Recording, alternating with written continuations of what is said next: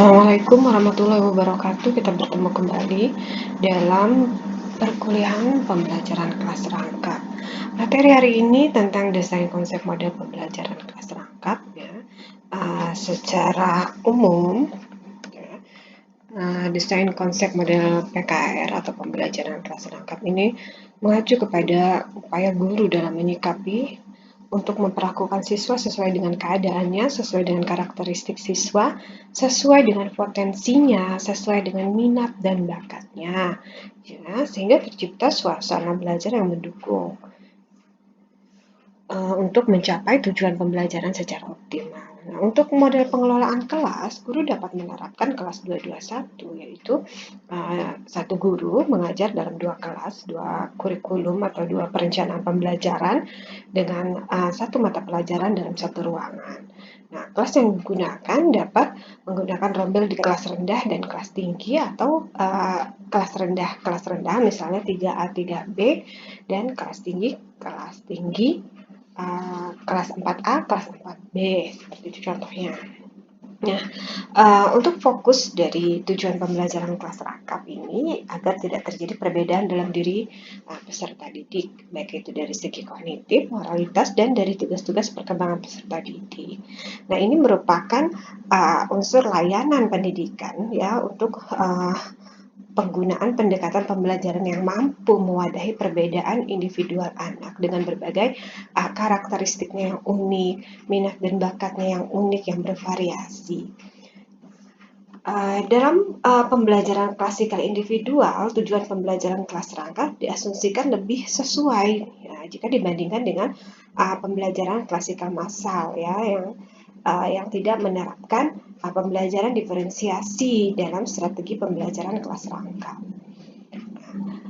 Mengapa demikian? Karena di dalam pembelajaran klasikal individual, anak berada dalam satu kelas, tetapi layanan pembelajaran diberikan secara individual atau sesuai dengan tingkat keunikannya, misalnya membagi kelompok sesuai dengan minat dan bakatnya, motivasinya di mana, karakteristiknya seperti apa. Nah, sedangkan dalam pembelajaran klasikal massal, anak berada dalam satu kelas yang cenderung itu mewujudkan pencapaian hasil belajar siswa yang bersifat akademik maupun sosial dan personal dengan memanfaatkan kemandirian guru dalam mengajar ya. Nah, ini pun bergantung dengan sarana pendukung yang ada di sekolah dan sekitarnya.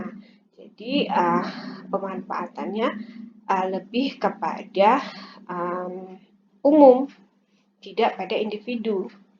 Ya, jadi akan sulit mengenali bakat dan minat peserta didik, ya, keunikan-keunikan yang ada dalam potensi masing-masing peserta didik.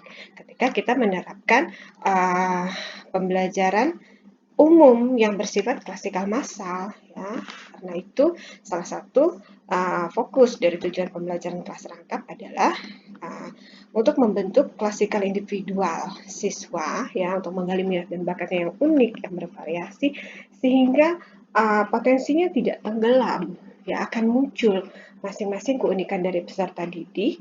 Nah, inilah yang akan menjadi SDM-SDM unggul, diharapkan ke depannya menjadi SDM-SDM unggul. Sistem sosial dalam model pembelajaran kelas rangkap dicirikan dengan kegiatan pembelajaran berkelompok. Ya. Nah, dalam hal ini terdiri dari kelompok yang heterogen. Dalam pembelajaran kelompok ini dapat memberikan kesempatan kepada para siswa untuk bekerja sama antara satu siswa dan yang lainnya dengan potensi dan bakatnya masing-masing, sehingga dapat membentuk kedewasaan berpikir dan untuk merasakan kesamaan begitu ya, derajat antar siswa tanpa membeda-bedakan latar belakang sosial budayanya, tetapi menghargai minat dan bakat potensi yang ada dalam diri masing-masing peserta didik. Kemudian supervisi sistem berfokus pada bagaimana menerapkan pengelompokan siswa, penataan ruangan dan pemanfaatan sumber belajar. Dalam hal ini, jika mengacu kepada pengelompokan belajar siswa itu, ada beberapa cara yang dapat dipilih ya, sebagaimana yang direkomendasikan oleh UNESCO. Pengelompokan siswa atas dasar rombel atau rombongan belajar. Pengelompokan siswa berdasarkan kesamaan kemampuan, itu boleh rombel misalnya tadi ya, kelas rangkap rombel 3A, rombel 3B. Kemudian berdasarkan kesamaan kemampuan dalam hal misalnya dia mampunya di keterampilan membaca puisi gitu, yang ini berdrama, yang ini menari ya. Kemudian berdasarkan kemampuan campuran juga boleh, campuran tetapi dalam satu rumpun yang sama, misalnya tadi sentrasi, seni, drama, dan tari ya. Kemudian kebahasaan, yang ini mampu berdrama, yang ini membaca puisi, yang ini bercerita, yang itu mendongeng ya. Kemudian di bidang sains apa lagi begitu. Pengelompokan siswa berdasarkan kesamaan usia dan kompatibilitas siswa. Pengelompokan siswa sesuai dengan kebutuhan belajar masing-masing siswa. Jadi memang ada siswa yang introvert, kemudian ada siswa yang delay dalam kognitifnya. Nah, ini akan dikelompokkan sesuai dengan kebutuhan belajarnya. Itu salah satu fokus dari PKR tadi ya. Kemudian salah satu fokusnya pula PKR dalam satu ruangan memerlukan pengelolaan dan penataan ruangan yang lebih kompleks. Misalnya dalam 2 atau 3 ruangan. Penataan ruangan dalam hal ini tempat duduk siswa, terdapat papan tulis. Nah, papan tulis pun kadang dikelola secara bergilir ya antara kedua atau ketiga ruangan tersebut. Ataupun jika fasilitas dalam hal ini papan tulis itu ada 2 dalam satu ruangan, ini lebih bagus lagi. Kemudian sistem pendukung berupa sarana, bahan, dan alat yang diperlukan untuk menunjang terlaksananya proses pembelajaran secara optimal. Ini pembelajaran dilaksanakan harus didukung dengan ketersediaan RPP ya. RPP disesuaikan dengan model yang akan diterapkan dalam sebuah kelas pembelajaran kelas rangkap itu ya.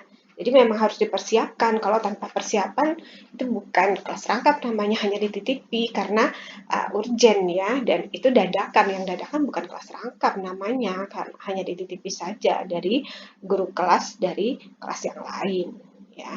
Jadi beda. Kalau PKN memang harus dipersiapkan untuk mencapai tujuan pembelajaran kelas rangkap sesuai dengan fokusnya. Tadi apa? Individual siswa, menggali minat dan bakat, potensi yang unik. Konsep dasarnya seperti itu, tetapi sekali lagi menyesuaikan dengan situasi dan kondisi di sebuah daerah yang menerapkan pembelajaran kelas rangkap itu. Nah, dampak instruksional dari hasil belajar di pembelajaran kelas rangkap. Outputnya diharapkan penguasaan konsep secara sistematis dan terencana, terutama jumlah gurunya kurang dari 6. Ya, sangat sedikit. Padahal sebenarnya kalau di sekolah dasar itu harusnya atau lazimnya ya, satu kelas, terutama di kelas rendah kelas 1 itu didampingi oleh 2 guru kelas, 2 guru pendamping. Ya, karena tidak mudah menangani anak-anak yang masih beralih dari usia dini ke usia sekolah dasar, usia taman kanak-kanak ya, ke usia sekolah dasar. Kemudian peningkatan wawasan dan kemampuan guru dan calon guru dalam teknologi. Nah, apalagi sekarang bagaimana menerapkan teknologi digital di pendidikan abad 21 ini. Kemudian peningkatan pelaksanaan peran kepemimpinan, dalam hal ini kepala sekolah ya, itu dalam upaya untuk memperbaiki kualitas pendidikan dasar melalui pembimbingan dan pembinaan profesional guru. Dalam hal ini dapat memberikan pelatihan-pelatihan mengenai strategi dan model-model pembelajaran kelas rangkap yang inovatif, lebih inovatif lagi. Terutama bagaimana menggunakan pemanfaatan media berbasis teknologi dan jaringan internet ya. Perintisan pengembangan bahan belajar dalam sumber belajar yang berorientasi pada usia atau tingkat kemampuan ini untuk mendukung penerapan PKR di sekolah dasar. Harusnya memang ada pengembangan materi ajar ya untuk pembelajaran kelas rangkap bisa diinovatifkan dalam sebuah uh, terpadu ya, tapi memang tidak bisa disiapkan secara khusus ya. Ketika perencanaan pembelajaran itu dilakukan, disinilah kita menyiapkan pengembangan materi ajarnya. Ya. Boleh dalam bentuk modul dan bahan-bahan ajar sederhana lah begitu ya. Pengembangan dari bahan ajar yang sudah ada dalam pembelajaran yang umum dilaksanakan, kemudian dikemas secara terpadu untuk dilaksanakan dalam pembelajaran kelas rangkap. Oke, baik. Itu tadi tentang desain konsep model pembelajaran kelas rangkap ya. Selanjutnya akan Ibu jelaskan bagaimana pembelajaran kelas rangkap dalam pendidikan era digital abad ke-21. Nanti bagaimana rancangan-rancangannya. Kita akan mempelajarinya dalam pertemuan perkuliahan selanjutnya ya. Untuk hari ini sekian dulu. Terima kasih atas perhatiannya. Jika ada yang belum dipahami silahkan bertanya. Sampai bertemu. Salam sehat selalu. Wassalamualaikum warahmatullahi wabarakatuh.